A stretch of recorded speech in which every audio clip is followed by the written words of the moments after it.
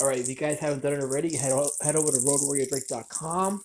Hit that button for the launch for when the Kickstarter for Road Warrior Drake is launched. Uh, Also, hit me a DM on Twitter or on Minds or wherever you have social media. Preferably Twitter, because that's where I'm more active between there and Parlor and Minds. DM me your email address so I can add you to the mailing list for not just the book, but for other merchandise as well. Anyway, forgive the noise in the background. I'm just making breakfast. So, yeah, it's just a nice day where I'm at right now. So, taking advantage of it. Um, I just saw episode 5 of Falcon and the Winter Soldier. And my mind was besieged with a lot of questions and, bothered by a lot of things. First thing I'm bothered with is the fact that, the internet is telling me that John Walker, we have to hate John Walker. And yeah, John Walker is a very flawed character, a very irresponsible character. Is he the villain of the show? I wouldn't quite call him the villain of the show, but he's definitely not the hero either. It's the same thing with Emil Bronsky in Incredible Hulk when he took that super soldier serum and became Abomination. It really goes down to your character as a person. That's what makes Steve Rogers unique, is his character and why being having another Captain America was never going to be a thing. That was a point I was stressed many times throughout the first stage of the MCU prior to Ultron. But episode 5 of the show. So we have the Isaiah character, an old bitter black man, because the MCU knows Marvel knows no other black man other than the angry black man. Being angry and black, as he's written to be, because he was given the super soldier serum and was deprived of his rightful spot in history as the next Captain America because he was black, as per the story goes. And I'm like, okay, so many things wrong with this. Number one, if there was such racism in the government, which I don't doubt there is, but I'm just going by the narrative in this universe. If the government hated the black man that much, why would they give the black man a super soldier serum? Why would they give him the ability to become more powerful than the average white man? That doesn't make sense. So you got that little conundrum. Second thing is, my issue is now they've removed the uniqueness of Steve Rogers and the uniqueness of Captain America, because Steve Rogers' place is somehow due to the fact that he's white. Not because he earned it, not because he was so special in time, but because he was white. And that really angers me, because you had such a really respected and beloved character with Captain America, Steve Rogers, and his place in time is now due to the fact that he was just white. That's it. Not because he was a special person, not because he was sacrificial, not because he cared for his friends, but because he was white. That's why. I'm seeing Marvel's comic book line now really coming to fruition in the live action series, in the live action universe, and it's really ugly. I'm telling you, like, this episode was so full of racial anger and bitterness, right to the point where Bucky is apologizing to Sam when they're training, and I'm like, and he tells him, he's like, I didn't realize, how hard it was for you as a black man. I'm sorry. And I'm like, and he didn't say it in those exact words. I'm kind of paraphrasing, but I'm like, damn, like, that's the whole white guilt right there. So you took Bucky, who was a very intriguing character, and you made him into the poster child for white guilt. And on top of that, now Sam's journey is now peppered with, white man's guilt and, black man being held down and all that stuff. And I'm like, I there's one episode left, trying to give it the benefit of the doubt, but like all these race politics put into these like shows, all these like SJW style propaganda, you forget it's supposed to be a fun story. These are comic books being brought to the screen.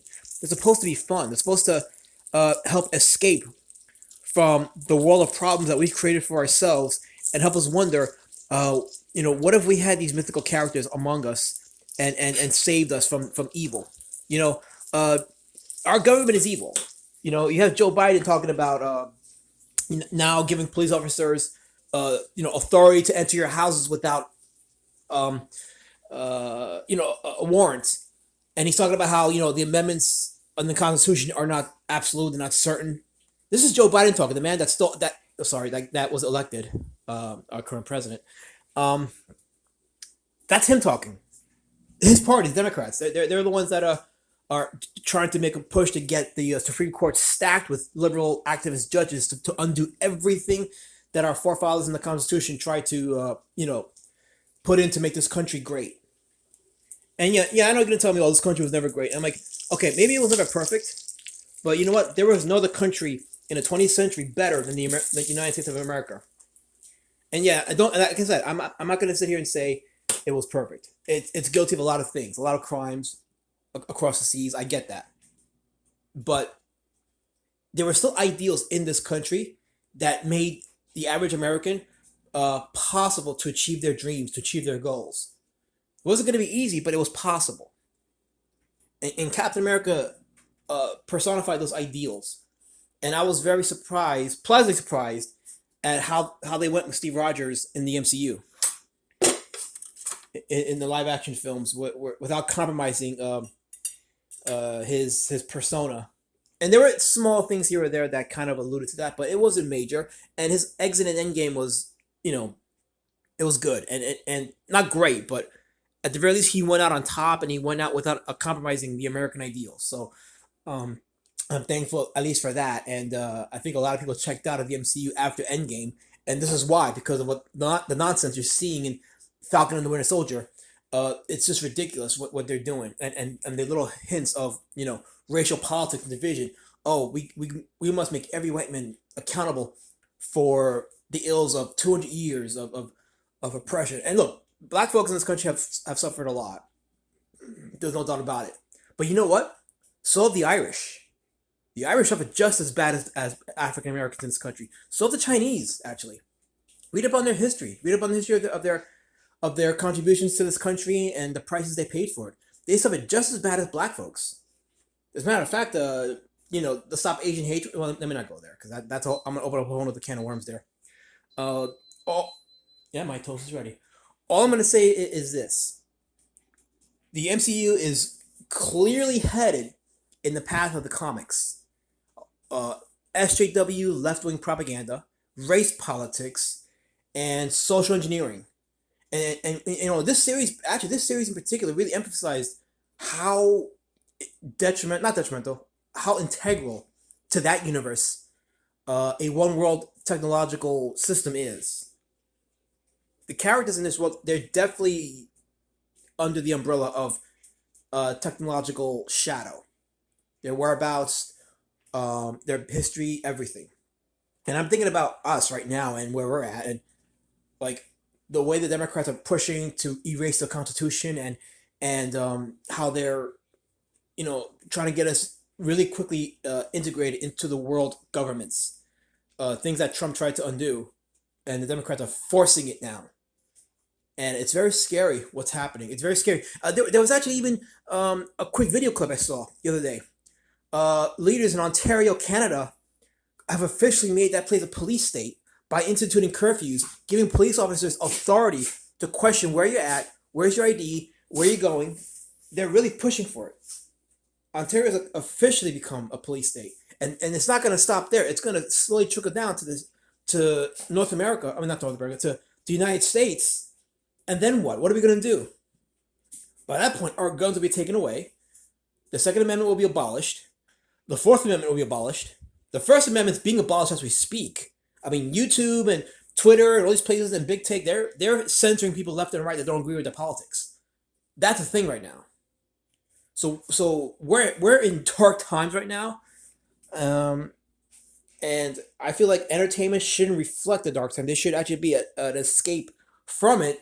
Give us hope. Give us some sense of ideals that we can cling on to, so that we can take on the beast, and give our kids a reason to become better than their parents. But if you watch Falcon and the Winter Soldier, at least with episode 5, you're not gonna get that. You're not gonna get a sense of hope and escapism. Instead, it's guilt and acceptance, and you know, double standards. Speaking of double standards, just quickly touch on this before I go. John Walker, yeah, not a good guy, very flawed, very violent, very emotional base. He's like the beta male trying to be alpha. But the internet's like, oh, he's the bad guy, so you have to hate him. And I'm watching the show and I'm like, what about Carly? She's actually killed innocent people. She's murdered innocent people. She's advocating for the murder of innocent people. She's the true monster of the show, not John Walker. Carly is the product of the race politics and the division and the suppression of innocent people by the government. She's a product of that. But she's the true monster. She's the murderer.